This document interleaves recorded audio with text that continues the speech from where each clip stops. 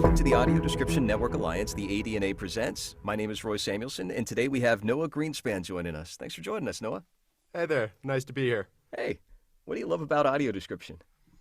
What I love about audio description is I think it's a really interesting category of voiceover because what I enjoy about the work is that the the aspect of it in terms of where it sits in a piece of media is very different from what I feel is normal voice acting. So, you know, generally when you're voice acting, it's sort of about you or it's about me, it's your time to shine, it's your moment.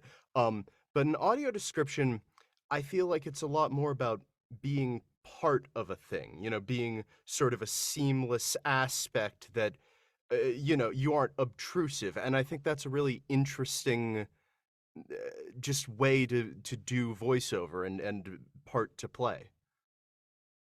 That's a great answer. And obviously, you are a voice actor and audio description narrator. So, hearing the being a part of it, I'm hearing a lot of voice talents, myself included, that refer to this as being part of the story and in telling the story. That when we're doing our job the best way possible, it's not.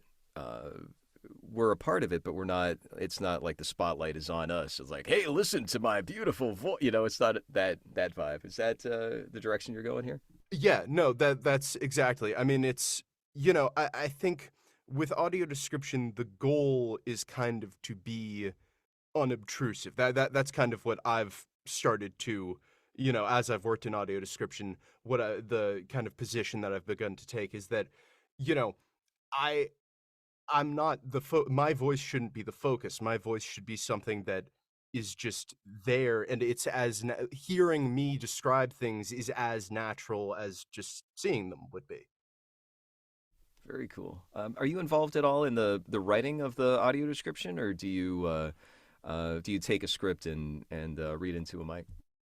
Yeah, no, I'm not really involved in the writing at all. I mean, I think to a degree, most narrators kind of are because, I mean, the people that write audio description copy do fantastic work, but often when you're actually doing it, you find little things where it's like, oh man, that's very hard for me to say quickly enough. Let me change these words around, or like, is that the best way to describe that? It's just little things, but for the most part, I just read. Very cool. And it's taking those words and bringing them to life and being part of the story. You said you used the word natural. How have you evolved your own audio description delivery from when you started to where you're at now? Well, so it's interesting. I started doing audio description during the pandemic. Um, and so most of my initial work I did from where I am right now, which is my voice booth. Um, and I would hear, a snippet of the audio and the beeps before I was supposed to record through my headphones. But then when I started actually coming into the studio, it was hugely different because I was actually seeing what was happening and getting the full context for things. And I think that really allowed me to suit my voice and my tone more to the show or to the movie or to whatever I'm doing. And kind of be just kind of fit more into that. Very cool. I'm hearing the context come up a lot. That while you can take advantage of those few seconds recording remotely, the context of what the characters are saying and the music and the thing that just happened and the thing that next happens, that all of those things can definitely inform your performance as a voice actor. Yeah. No, exactly. Because, the thing about audio description, one thing that I kind of had to get used to when I was first getting into it is like, typically I find they don't really want like an acting performance because it's the same thing where it's like, it's not about me. I'm not trying to be obtrusive, but I do think it's very important for my read to match the tone of the scene. If something really tragic is happening, I don't want to be like, he dies, right? Like, It could sound very natural, but right, exactly. And then, Same thing if it's a comedic scene, I generally don't want my delivery to just be completely flat. This funny thing is happening, and I'm talking about it totally monotone. So it really helps me to match tonally when I'm in the studio, and I'm really aware of the full context of things. Very cool. Another thing that I'm hearing is the high wire act of your performance. That it's what I'm hearing. If and I don't want to put words in your mouth here, but it sounds like that high wire act of that matching the tone is finding that sweet spot. It's not less of a less effort. It's actually more considered and more decisive in how you're choosing to deliver it. Is if I may, and if that's correct, I'm curious if you've had as far as your work in audio description goes, have you been able to use any other skills from other voiceover to help your audio description narration performance? Um, it's a good question. A little bit. I think that there's some very basic things, obviously, that carry over just in terms of diction and how to read things quickly and clearly and all that kind of stuff. But in some ways, I think audio description is sort of a different area because, I mean, like I say, I think that most of I've done a bunch of voiceover training and classes and things like that, and though pretty much all of those are about, you know, voice acting is acting. It's not about the voice; it's about the performance. And audio description, in a sense, it's acting, but in another sense, it's sort of just reading. It's kind of just setting the stage, informing people, narration. That's why it's called that.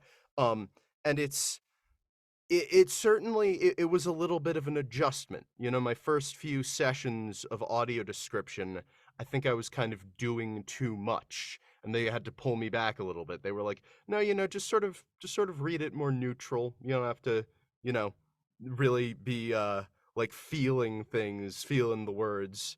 And it's an interesting balance of trying to be match the emotion but not get so invested in it that people are distracted by it. Very cool. I'm thinking about that investment in the negative context of how you were directed. That it's like if you were romancing the words, it's like, oh, this different time zone. It's just like, oh, stop! It's too much. It's gonna make people run away. Right. No, exactly. I was really it would get to dramatic parts and I would really be like, this dramatic thing is happening, and they were like, no, you don't have to be doing all that. You can just be like, this dramatic thing is happening. Ah, gotcha. You know. Very cool. Let's. I guess another question is the work that you've been involved in as far as the shows on the ADNA.org. You've updated some recent credits, which is how we reconnected here. Have you had any experiences with talking with blind audiences or otherwise about your work? So no, I haven't really.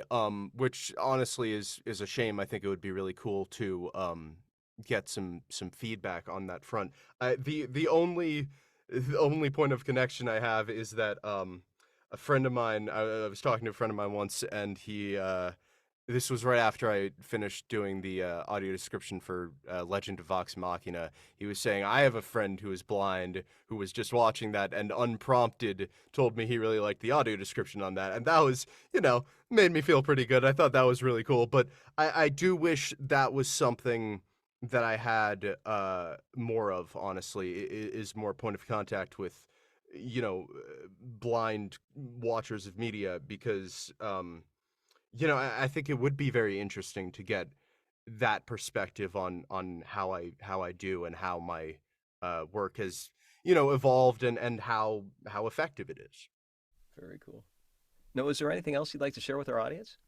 I feel like maybe people don't appreciate how fun it is. I think it's a really enjoyable job. I get in there and it's me and like the director and the engineer, and it's this really fun collaborative process of figuring out and the writer, although they're not there, they've already done their work of just figuring out like what is the best way to explain these things. How do we best convey what's going on, and how do we, you know, convey enough information in the time we have? So, for example, I did this dance show that I described called Floored, and describing a dance show is fascinating because you can't keep up with the dancers really. Like, it's impossible to be describing every move and not have it just be a garbled mess. So it was really a question of, well, what do we describe? What moves are really important here?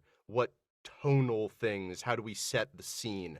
And that's all really interesting stuff, and I really enjoy that side of the work. Very cool. Thank you. How can we follow you? Websites, social media? Yeah, so I've got a website called noahgreenspanvo.com. I've also got a Twitter. It's also Noah Greenspan twitter.com. Um, and I'm working on some projects. Gonna be posting some stuff on YouTube fairly soon that I will also be posting on my Twitter. So if you're following me, look out for that. Very cool. Good to know. And thanks so much for sharing those contacts. We'll be sure to include those. Absolutely. Thanks for joining us. Thank you.